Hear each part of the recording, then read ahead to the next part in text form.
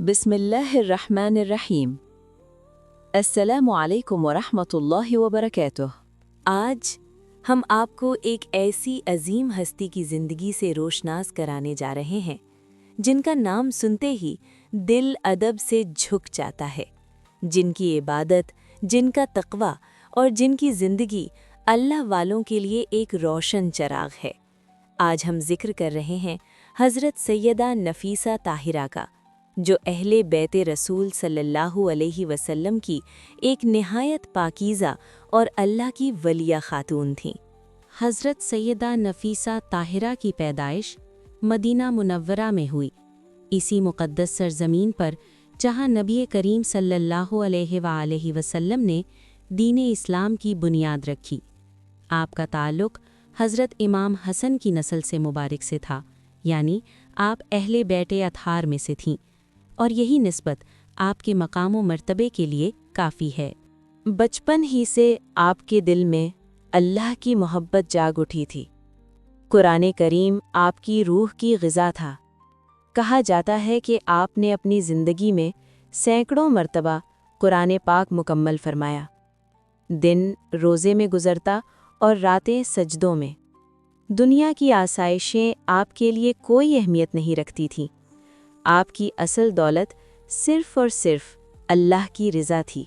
वक्त गुज़रा और अल्लाह ने आपके लिए दीन की खिदमत का दायरा मज़ीद वसी करना चाहा।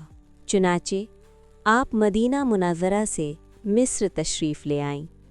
जब अहले मिस्र ने अहले बैत की इस अजीम बेटी को अपने दरमियान पाया तो शहर के दिल खुशी और अक़ीदत से भर गए।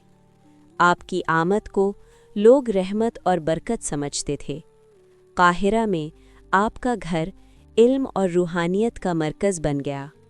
लोग दूर दूर से आते, अपनी परेशानियां बयान करते, दुआओं की दरख्वास्त करते, और आपकी ज़बान से निकले हुए अल्फाज दिलों पर असर कर जाते। हज़रत सैयदा नफ़ीसा ताहिरा सिर्फ़ एक आबिदा ही नहीं थीं, बल्कि एक अजीम आलिमा भी थीं।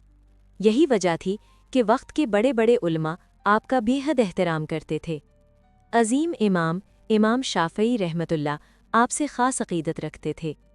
रिवायत है कि इमाम शाफ़ई रहमतुल्लाह ने बीमारी के आलम में आपसे दुआ की दरख्वास्त की और अल्लाह ने शिफा अता फरमा दी। यहाँ तक कि इमाम शाफ़ई ने अपने वसाल के वक्त वसीयत की कि उनका जनाजा सैयदा नफ़ीसा के पास ले जाया जाए ताकि वो दुआ फरमाएं। 208 हिजरी में हज़रत सैयदा नफ़ीसा ताहिरा इस फ़ानी दुनिया से पर्दा फरमा गईं, मगर आपका फैज़ आज भी ज़िंदा है। काहिरा में आपका मज़ार आज भी लाखों दिलों के लिए सुकून, उम्मीद और दुआ का मरकज़ है।